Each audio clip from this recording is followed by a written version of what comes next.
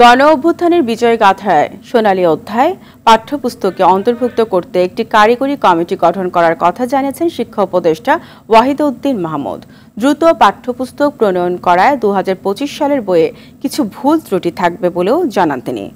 তরুণ প্রজন্ম বর্তমানে ছাত্র রাজনীতির নামে চরম অপরাজনীতির সাথে যুক্ত বলেও মনে করেন তিনি। তাদেরকে সুস্থ ধারার মানবিক রাজনীতি করার আহ্বান জানান উপদেষ্টা।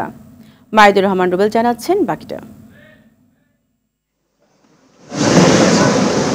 বিশ্ব শিক্ষক দিবস উপলক্ষে সকালে রাজধানীর ওসমানী স্মৃতি মিলনায়তনে এ আলোচনা সভার আয়োজন করে শিক্ষা মন্ত্রণালয়। এ সময় বক্তারা বলেন, বাংলাদেশে শিক্ষা এবং স্বাস্থ্য খাতে বাজেটে বরাদ্দ সবচেয়ে কম। এই বৈষম্য দূর করতে না পারলে শিক্ষার মান বাড়ানো সহজ হবে না। সরকারের বিভিন্ন খাতে অপচয় দুর্নীতি কমানো গেলে শিক্ষা খাতে বরাদ্দ বাড়ানো সম্ভব বলে মনে করেন বক্তারা।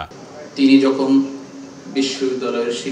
শিক্ষা উপদেষ্টা ওয়াহিদউদ্দিন মাহমুদ বলেন, যে কোনো বিশ্বমানের বিশ্ববিদ্যালয়ে ছাত্র শিক্ষকদের জন্য কিছু আচরণবিধি থাকে। বাংলাদেশেও তেমন আচরণবিধি তৈরি করা সম্ভব বলে আশা ব্যক্ত করেন তিনি।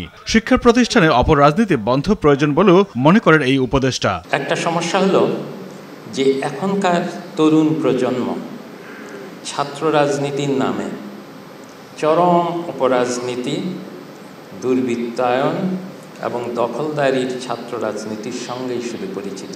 নতুন বছরের প্রথম দিনে বই তুলে দেওয়ার বাধ্যবাধকতা থাকায় মাত্র ২-৩ সপ্তাহ পাঠ্যপুস্তক পরিমার্জনের কাজ হয়েছে, ফলে ভুল ত্রুটি থাকতে পারে বলেও মনে করেন এই উপদেষ্টা। ছাত্র জনতার অভ্যুত্থানের প্রেক্ষাপটে স্কুলের পাঠ্য বইগুলোতে নতুন দেশ গড়ার একটা প্রত্যয় প্রতিফলিত হওয়া তো অবশ্যই দরকার, কিন্তু আগামী শিক্ষাবর্ষে স্কুলের ছেলে মেয়েদের হাতে নতুন বই তুলে দেওয়ার বাধ্যবাধকতার কারণে মাত্র ২-৩ সপ্তাহের মধ্যে পাঠ্যপুস্তকের পরিমার্জন করতে হয়েছে।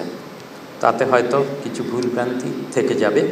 আশা করি সকল মহলের এবং শিক্ষাবিদদের পরামর্শে শিক্ষাক্রমের ধারাবাহিকতা রক্ষা করে পরবর্তীতে আরও সংস্কার সম্ভব হবে। অপরিকল্পিতভাবে দেশ জুড়ে বিশ্ববিদ্যালয়ে বাড়লেও শিক্ষার মান বাড়েনি বলে মনে করেন বিশেষজ্ঞরা। ফলে বিশ্ববিদ্যালয়ে বাড়লেও বাড়েনি কর্মসংস্থান। মাইদুর রহমান রুবেল, RTV, ঢাকা।